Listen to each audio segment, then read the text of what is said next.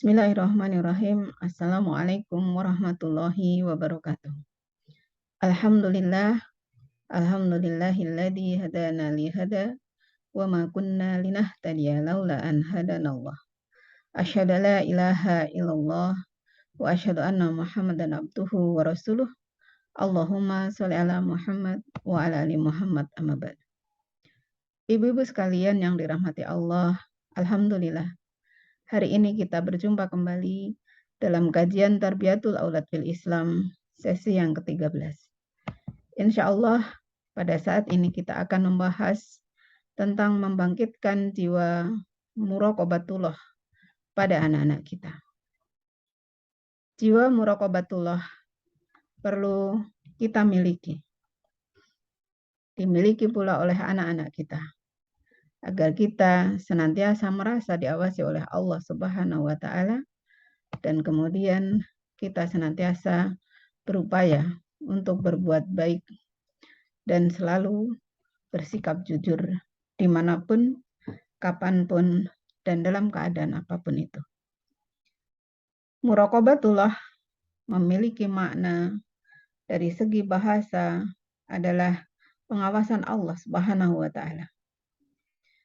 Ibnu Qayyim dalam kitab Madarijus Shalihin menjelaskan bahwa muraqabatullah itu adalah suatu keyakinan yang dimiliki oleh seseorang, bahwa Allah Subhanahu wa Ta'ala senantiasa mengawasinya, melihatnya, mendengarnya, dan mengetahui segala apapun yang dia lakukan dalam setiap waktu, setiap saat, setiap napas atau setiap kedipan mata sekalipun.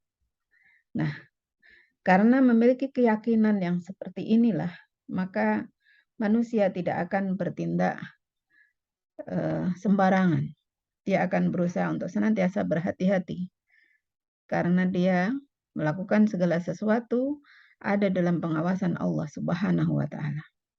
Nah, Al-Haris Al-Muhasibi juga berkata bahwa muraqabah adalah pengetahuan hati tentang kedekatan dengan Rabb. Kedekatan dengan Allah Subhanahu wa Ta'ala. Sehingga ketika seseorang merasa dekat dengan Allah Subhanahu wa Ta'ala, maka hatinya akan merasa tentram. Hatinya merasa terlindung. Dan dia tidak akan gegabah dalam melakukan segala sesuatu. Nah, apa urgensi muraqabatullah bagi kita semua, juga bagi anak-anak kita?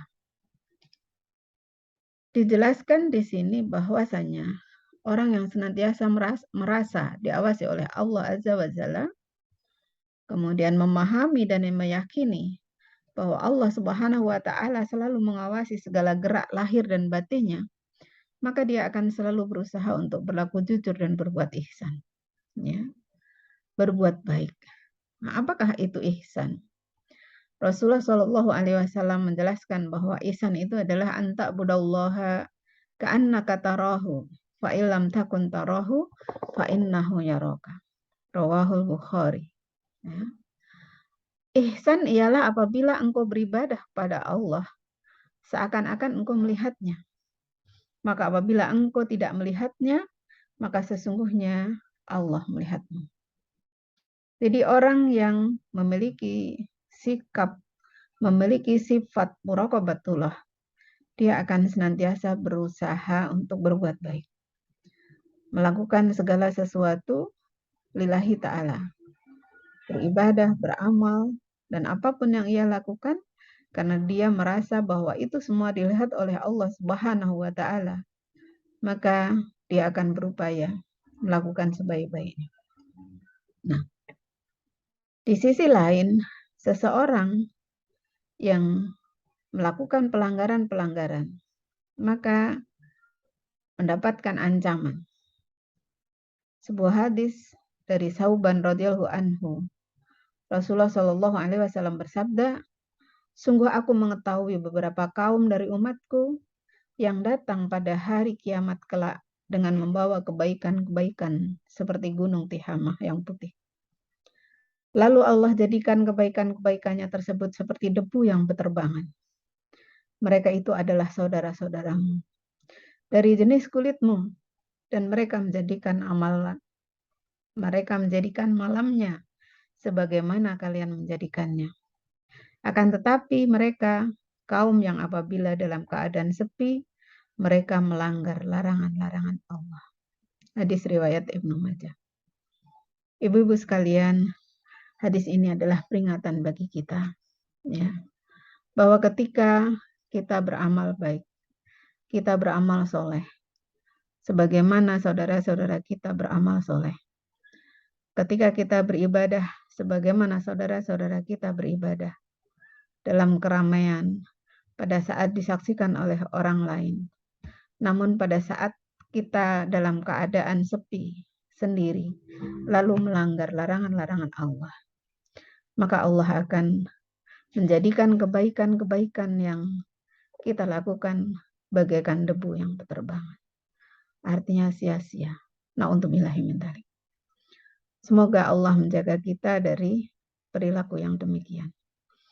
Semoga Allah Subhanahu wa Ta'ala senantiasa mengingatkan dan membimbing kita untuk menjadi orang-orang yang dimanapun berada, kapanpun berada, baik dalam keadaan sendirian ataupun dalam keadaan bersama dengan orang-orang banyak, kita senantiasa dalam keadaan baik, dalam keadaan jujur, dan senantiasa yakin akan muraqabatullah.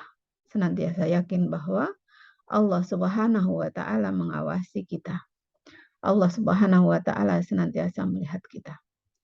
Dan sikap ini perlu kita tanamkan kepada anak-anak kita, agar anak-anak kita kelak juga memiliki sifat yang sama, memiliki kebaikan, memiliki kejujuran yang penting dalam kehidupan beragama kita, dalam kehidupan masyarakat kita, dalam kehidupan kita berbangsa dan bernegara.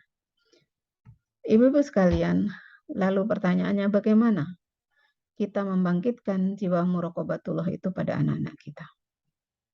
Yang pertama sekali, karena Allah lah yang membolak-balikkan hati. Allah lah yang memudahkan dan memberikan kepada seseorang itu pemahaman, pengetahuan, juga hidayah. Maka yang pertama kali kita lakukan adalah mendoakan. Mari kita berdoa agar Allah menanamkan sikap muraqabah itu pada diri kita dan anak-anak kita. Memohon pada Allah Subhanahu wa Ta'ala supaya kita senantiasa menjadi orang-orang yang sadar bahwa kita diawasi oleh Allah Subhanahu wa Ta'ala. Bahwa kita, apapun yang kita lakukan, apapun yang kita ucapkan, ada dalam pengetahuan Allah Subhanahu wa Ta'ala. Yang kedua, sampaikan kepada anak-anak kita ayat-ayat Al-Quran tentang sifat muraqabah. Ya. Sebagaimana Allah berfirman dalam surat Al-Baqarah ayat 235. A'udzu billahi minasyaitonir rajim. Wa'lamu annallaha ya'lamu ma fi anfusikum fahdharuh. Dan ketahuilah sesungguhnya Allah Maha mengetahui apa yang tersembunyi di dalam dirimu. Maka berhati-hatilah atau takutlah kepadanya. Ya. Allah mengetahui segala yang tersembunyi di dalam diri kita. Yang kita sembunyikan dari kawan-kawan kita, dari saudara-saudara kita. Maka marilah kita berupaya untuk senantiasa berhati-hati. Memohon ampunan pada Allah Subhanahu wa Ta'ala barangkali di antara tingkah laku kita, di antara amalan-amalan kita merupakan amalan-amalan yang buruk. Ya. Merupakan amalan-amalan yang tidak jujur. Semoga Allah Subhanahu wa Ta'ala mengampuni dan kemudian membimbing kita untuk senantiasa berlaku jujur, berlaku baik dimanapun dan kapanpun. Dalam ayat yang lain Allah berfirman, wa kana Allahu ala kulli syai'in raqiba. Dan Allah Maha mengawasi segala sesuatu. Surat Al-Ahzab ayat 52. Ya. Kita sampaikan kepada anak-anak kita bahwa apapun yang kita lakukan, nak, apapun yang kita berbuat, Allah mengawasi. Mari kita berhati-hati. Meskipun tidak ada di depan ibu, tidak ada di depan ayah, tidak ada di depan mama, papa, tidak ada di depan kakak, tidak ada di depan adik, tidak ada di depan teman-teman, dikala engkau sendiri maupun bersama orang-orang yang lain. Mari tanamkan sikap bahwa Allah senantiasa mengawasi kita, sehingga kita terus berupaya untuk berhati-hati. Juga ada di dalam surat Al-Hadid ayat 4. Allah berfirman, wa huwa ma'akum aina ma kuntum. Allah menyertai kalian dimanapun kalian berada. Tidak ada tempat sejengkal pun, dimanapun, dalam saat apapun, Allah melepas kita. Allah selalu menyertai kita. Allah selalu mengetahui gerak-gerik kita, baik yang lahir maupun yang batin. Maka salah satu hal di dalam surat Al-Ahzab, di dalam surat Al-Alaq ya, surat Al-Alaq, mohon maaf. Surat Al-Alaq ayat 14. Allah berfirman, alam ya'lam bi annallaha yara. Tidak tahukah ia, Abu Lahab, bahwa Allah melihatnya. Ya. Ketika Abu Lahab melakukan banyak sekali keburukan-keburukan yang ditujukan kepada Nabi Muhammad SAW, seakan-akan tingkah lakunya tidak dilihat oleh Allah Subhanahu wa taala. Ya. Maka Allah berfirman, alam ya'lam bi annallaha ya. Tidak tahukah ia bahwa Allah melihatnya. Ya. Di ayat yang lain surat At-Tur ayat 48, Allah berfirman, fa innaka bi a'yunina. Sesungguhnya engkau senantiasa berada dalam pengawasan mata kami. Ya. Juga di surat Ghafir ayat 19. Ya'lamu kha'inatal a'yun wa ma tukhfis sudur. Allah Maha mengetahui mata yang berkhianat dan Maha mengetahui apa yang disembunyikan oleh dada. Semoga kita senantiasa sadar, kita senantiasa mampu menjaga untuk berhati-hati, dan kemudian anak-anak kita pun demikian. Mereka dan juga kita memiliki sifat muraqabatullah, ya, merasa diawasi oleh Allah Subhanahu wa taala, sehingga kita selalu berusaha jujur dan berbuat baik. Nah, di dalam surat Al-Mujadilah ayat 7, Allah juga berfirman yang artinya, tidakkah kamu perhatikan bahwa sesungguhnya Allah mengetahui apa yang ada di langit dan apa yang ada di bumi. Tiada pembicaraan rahasia antara 3 orang, melainkan dialah yang keempatnya. Dan tiada pembicaraan antara 5 orang, melainkan dialah yang keenamnya. Dan tiada pula pembicaraan antara jumlah yang kurang dari itu atau lebih banyak, melainkan dia ada bersama mereka dimanapun mereka berada. Kemudian dia akan memberitakan kepada mereka pada hari kiamat apa yang telah mereka kerjakan. Sesungguhnya Allah Maha mengetahui segala sesuatu. Ya, inilah. Jadi tidak ada yang terlepas dari pandangan Allah Subhanahu wa taala. Tidak ada yang terlepas dari penglihatan Allah Subhanahu wa taala. Semuanya Allah ketahui. Semuanya Allah tahu dimanapun kita berada.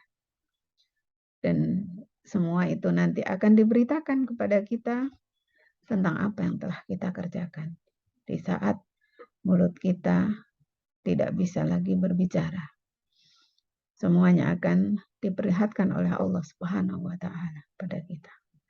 Dan semoga Allah mengampuni dosa-dosa kita yang telah lalu, ketidakjujuran kita, ketidakbaikan kita, dan kemudian Allah menghapus dosa-dosa kita, lalu Allah menjadikan kita orang-orang yang senantiasa berlaku jujur dan benar.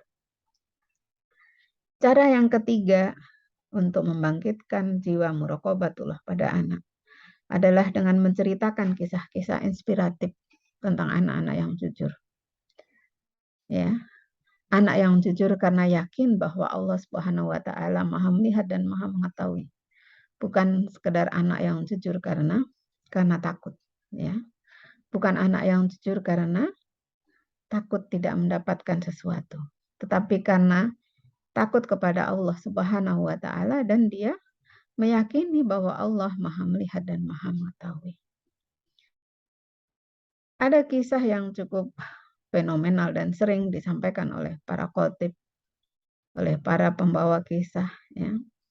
Kisah seorang anak penjual susu di masa Khalifah Umar bin Khattab radhiyallahu anhu.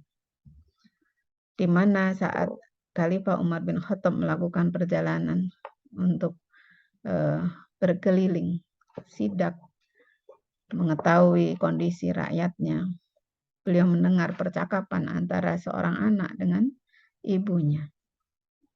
Seorang ibu penjual susu yang saat itu sedang berdialog dengan putrinya dengan mengatakan, "Wahai putriku, tambahlah air pada susu itu supaya dagangan menjadi banyak."